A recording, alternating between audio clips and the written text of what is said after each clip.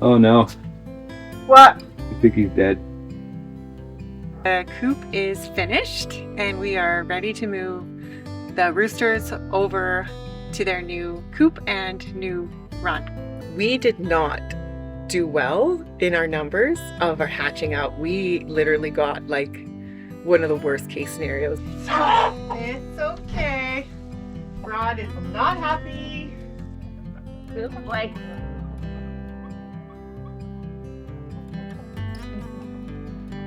Yeah. We ended up keeping more than 2 roosters. Other than that, I think we pulled this off. The builder. It's extra loud.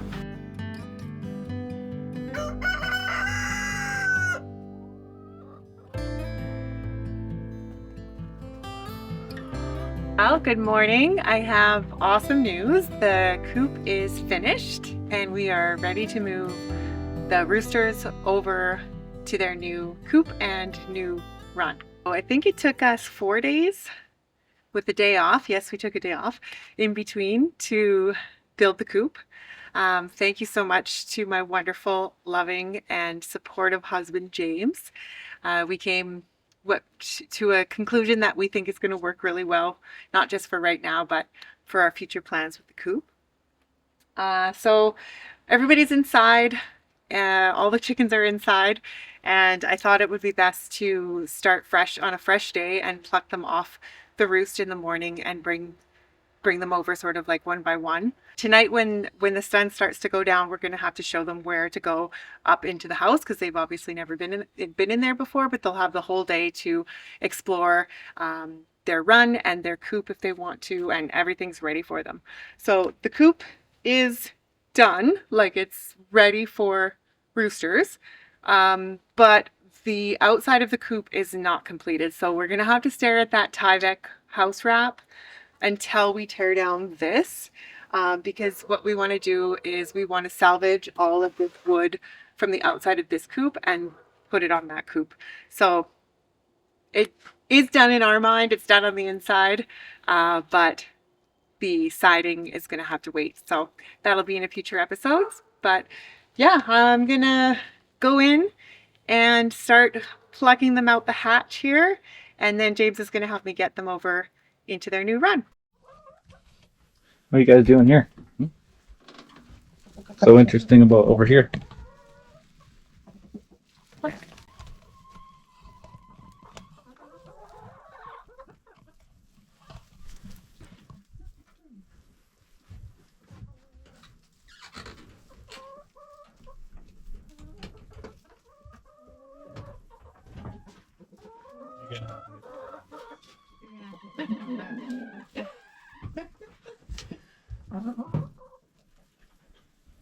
All right.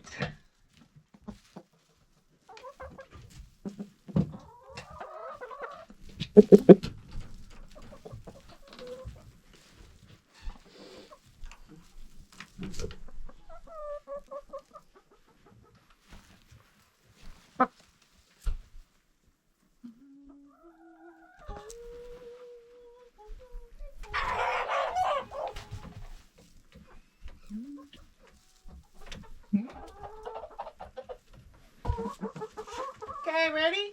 I got one. Yeah? Okay. My turn, lady. Ooh, number one. Number one. Okay. Number two.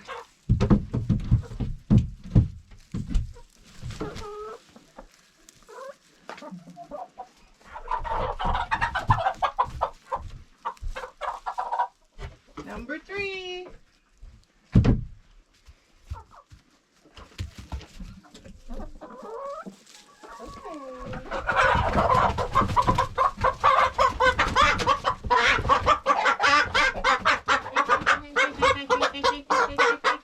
It's okay. It's okay. Shh. A very wily number four. Whoa. Hey, get off of him. Is that four? Okay.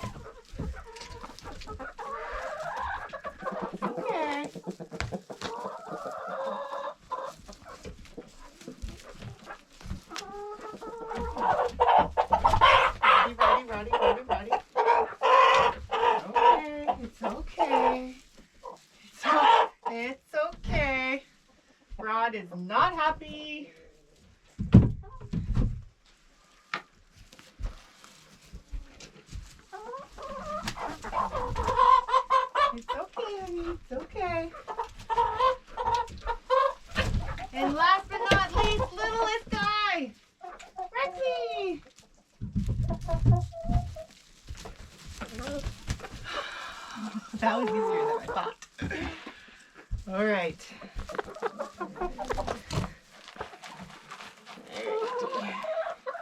Here you go, guys. It's your food. All sorted.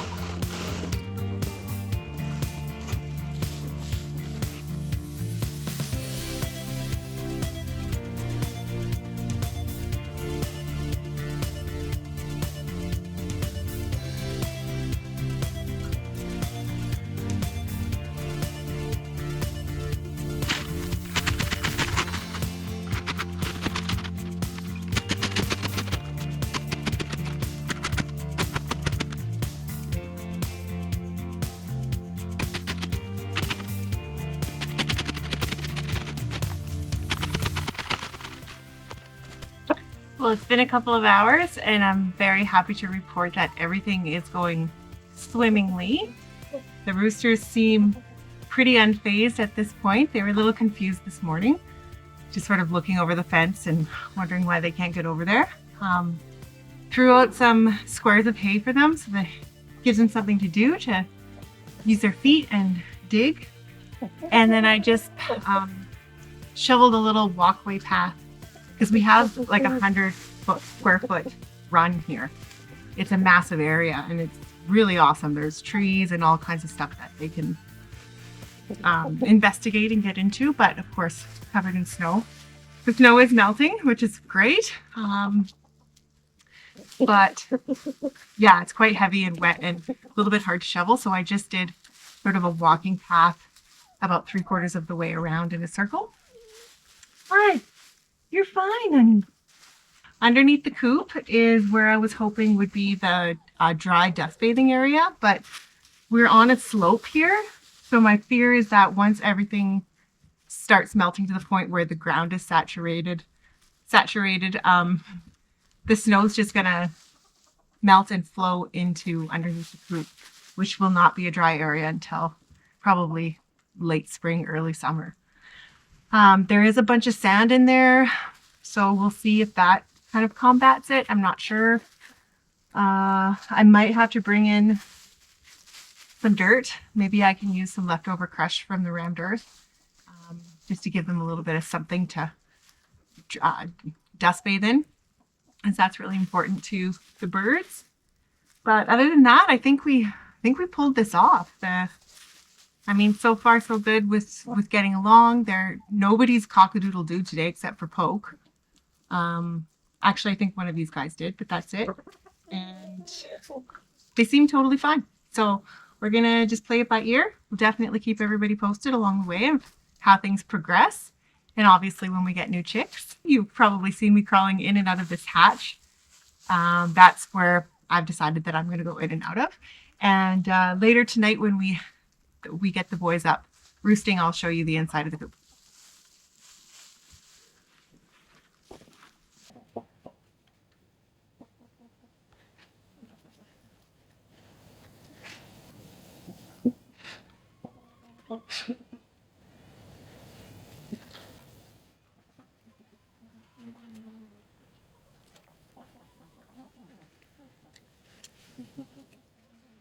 Okay.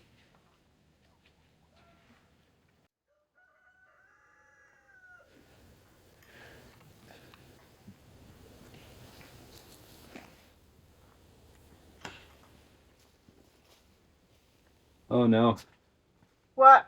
I think he's dead. He's dead.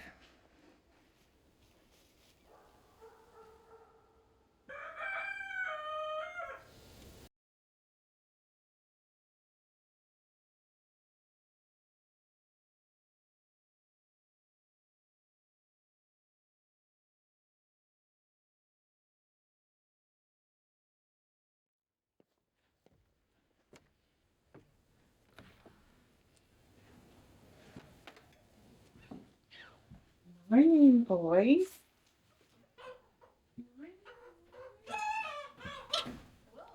That was a big fall.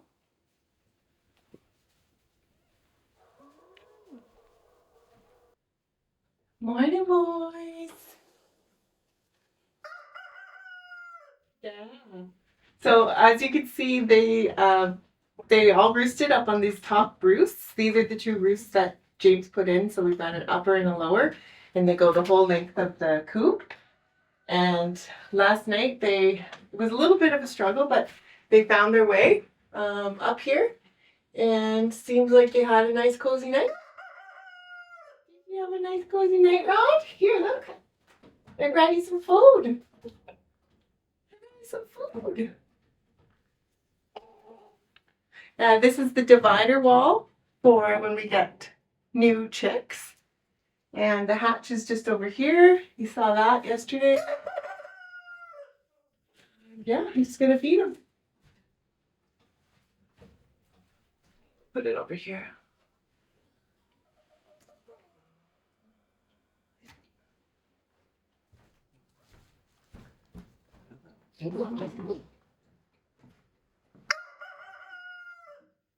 Okay, so it's a little tricky to film in here because our camera's got a wide range, or a close range, I should say. But these are the roosts that James put in. So what are they called, babe? 2x4 on edge. So instead of using the long edge, the 4, the flat edge, we flipped it so they're on a little bit bigger than a rod, like a dowling, and they seem to like that. They can flatten their feet out a little bit more. Like roosters just have big feet, so it's nice to give them a little bit more space. And I'm standing over in the corner by the hatch. So we've got our divider wall there, the door that you see us coming in and out of over here. And this is going to be really bright, but there's a window up there that you saw us put in. James, the builder. It's extra loud. Yeah. There's no insulation to deaden the sound. Yeah, they're really loud. But yeah, they seem to have had a great first night in their new bachelor pad. And hopefully things progress well in here. No fights.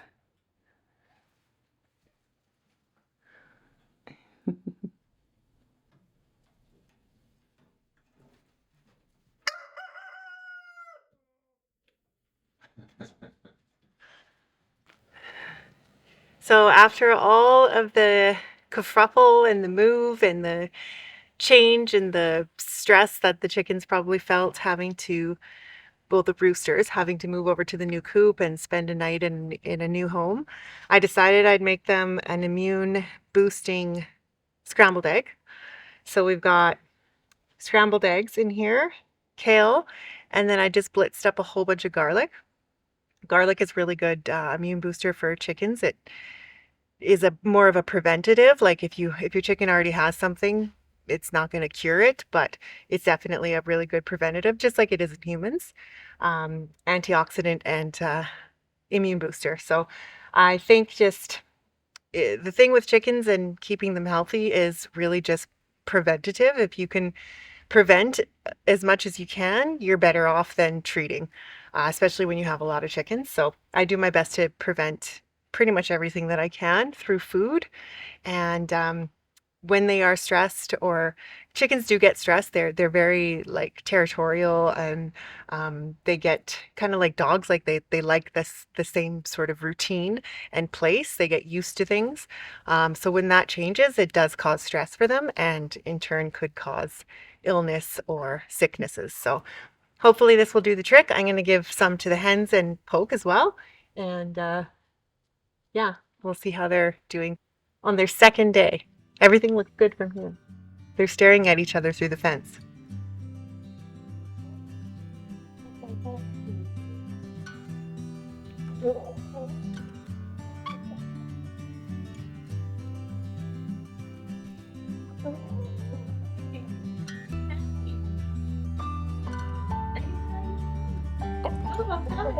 Come on. Come on.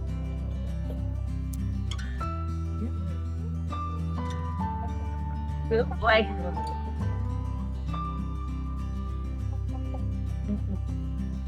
Yeah. Come on, you want to share?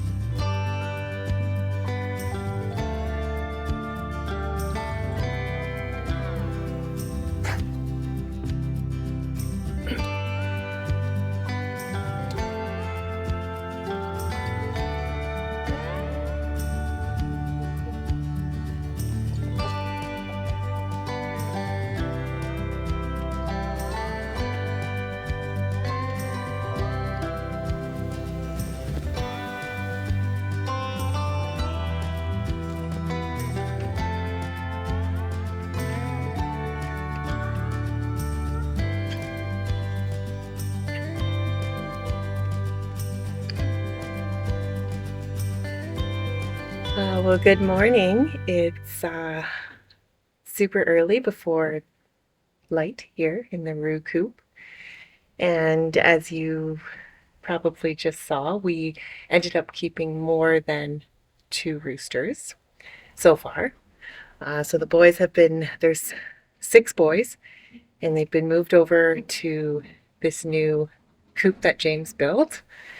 And they have this fabulous run with food and hay and everything that a chicken could ask for.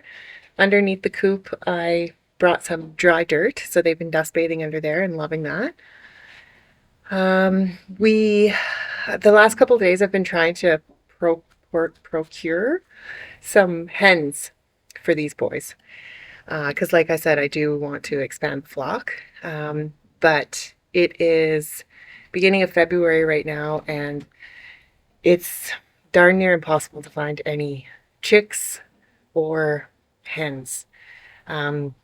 I went on Marketplace. I searched a whole bunch of places, even just to see. Sometimes when people move farms, they're trying to rehome hens, put some messages out there, and haven't gotten any bites yet. So, also Cindy at Frustrated Farmers, they're not going to be hatching out any chicks until March, which makes sense. That's usually when that happens.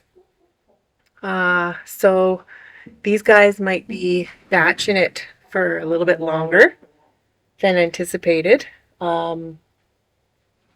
So far, so good though. I think the only real issue is the cockadoodle doing, like the more of it, and because this isn't insulated, it really echoes. But it doesn't bother me too much. During the day, there's hardly any cockadoodle doing. However, only these two guys do cockadoodle do because they're the oldest. That's Dusty and Rod, and these younger guys are just like one guy just started this morning. And actually we had another surprise yesterday. So after I plucked out what I thought was all of the roosters from the big flock, turns out that white chicken that we called Betty is actually a berry. So he was cockadoodle doing. He's still over with poking the ladies. He's still young. He was the one that was that little tiny yellow chick, the really cute one, and is the white wily bird. So that's a rooster too. So we did not do well in our numbers of our hatching out. We literally got like one of the worst case scenarios. We got 7 roosters out of 10. Yeah, that's right, buddy. So if it was the opposite, if we had 7 hens and 3 roosters, I'd be laughing right now. I wouldn't even question keeping all 3 of those roosters. Anyway, that's not what happened. So here we are. I'm still absolutely game to rehome or butcher four of these roosters that we have here. But in the meantime, now that they're separated, they're not fighting. There's no risk of that. So I'm just going to play it by ear. My only concern is that Rod here, he's kind of the oldest, and seems to be kind of the wisest. He's actually like a really good rooster. He reminds me very much of his dad Poke, just a very good rooster. He is been doing a little bit of pacing along the fence line between the two flocks. Now, Chicken Lounge, hi Chicken Lounge, sent me a message and said that the rooster or the bachelor pads for roosters definitely do work, but not necessarily if the roosters can see or hear the hens, which completely makes sense. We don't really have an option to, because we've already built this, to separate them. One thought was that I could put cardboard up along the fence line so that at least they can't see them, but I almost feel like that might be more cruel because they're still going to be able to hear them. Anyways, I'm going to monitor that. Rod seems to be the only one that's doing it. The rest of the roosters don't seem to care about the hens next door. So we'll see how that goes. I just don't want him to like obsess over the hens and not eat and become unhealthy and it be mentally like not sane for him to do that. So I'm just going to kind of monitor that. I have a feeling that he knows that I can go in between there, and when I'm here hanging out with him, he paces. So I'm actually going to set up a camera and leave it here while I'm gone and see if he does it when I'm not here and just play it by ear. The last thing that I want is for him to spend his entire day walking back and forth like some kind of caged animal. But it does make sense. So thank you for that message. It really got me thinking, and potentially we should have built this coop in another part of the property, but here we are. This is where we're at. So we're just gonna make it work, and I spend a lot of time with these guys, hanging out with them. So I'm pretty in tune with what's going on out here. So I'm definitely not going to do anything that's going to do more harm than good.